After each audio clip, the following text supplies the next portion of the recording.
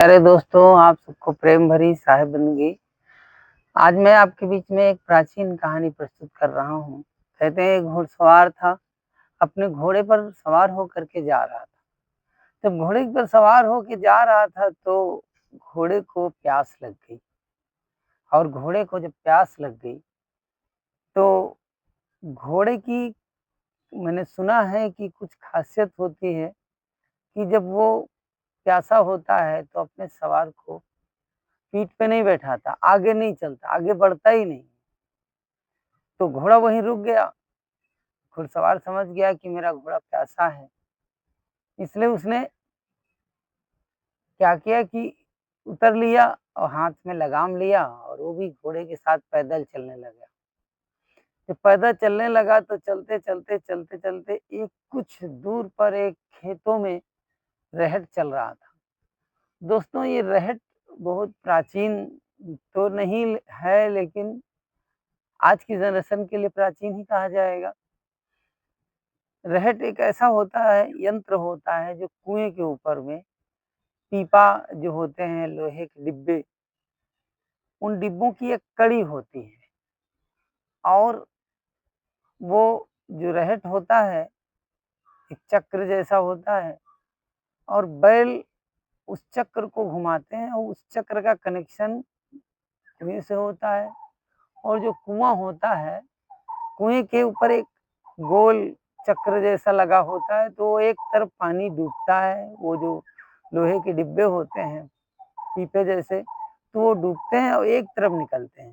तो जो डूबते हैं, डूब करके बाहर की तरफ निकलते हैं, वो पानी छोड़ते हैं। पानी एक बड़ा सा परात, पनारा जैसे आज की भाषा में कहें तो चौड़ा सा होता है, उसमें पानी गिरता है। तो नीचे से जो आता है उसमें पानी गिरता है और फिर वो खाली डिब्बे नीचे की तरफ चले जाते हैं, तो एक गोल सर्कल की तरह घूमता है, उसको रहट कहते हैं। तो पानी चल रहा था, उसकी खासियत रहट की होती है, वो जितनी देर चलता है उतनी देर तो पानी देता है और जो ही बंद हो जाता है तो पानी आना बंद हो जाता है। तो घुड़सवार ने देखा कि रहट चल चल रहा है तो क्यों ना हम इससे पानी ले लेते हैं। तो उसने क्या किया कि वो घोड़े को पिलाने के लिए रहट के पास ले गया। किसान को आवाज दिया कि भाई हमारा घोड़ा पानी पीना चाह रहा। किसान ने कहा पिला लो भाई, कोई दिक्कत नहीं है। तो घोड़ा जब वो चल रहा था रहट, तो जब नजदीक जाता घोड़ा तो उसकी खटपट की आवाज से वो बहक जाता। तो घुड़सवार ने कहा भाई इसको बंद करो। उसने बंद किया तो पानी बंद हो गया। फिर कहा चलाओ, चला तो उससे फिर नजदीक ले गया, फिर घोड़ा बहक गया। फिर तीसरी बार हुआ तो घुड़सवार थोड़ा सा अच्छा नहीं लगा, या भाई साहब आप हमारे घोड़े को पानी नहीं पिलाना चाह रहे। तो घुड़सवार ने कहा कि किसान ने कहा ऐसी बात नहीं है भाई साहब, मैं आपके घोड़े को पानी पिलाना चाह रहा हूँ, लेकिन अगर पानी पिलाना ही चाहते हो तो इसी खटपट में ही आप अपने घोड़े को पानी पिलाना चाहो पिला सकते हो, नहीं तो जब जितनी देर है चलेगा उतनी देर ही पानी बहेगा। तो किसान की बात उसे कितनी समझ में आई। मित्रों, ये कहानी है। ऐसे ही संसार में अगर जीना है, ये संसार में खटपट भरे संसार में जीना पड़ेगा। ये संसार खटपट से भरा हुआ है। हम चाहें कि हमारे सब कुछ अनुकूल हो जाए, हम चाहें हमारा ही सब कुछ हो जाए, हमारी बात चले, व्यवहार में हमारी बात चले, जहाँ हम कहीं जाएं जो कह दे वही हमारे बात का पालन किया जाए। मित्रों, ऐसा इस जगत में होना असंभव है, 3 काल में नहीं हो सकता।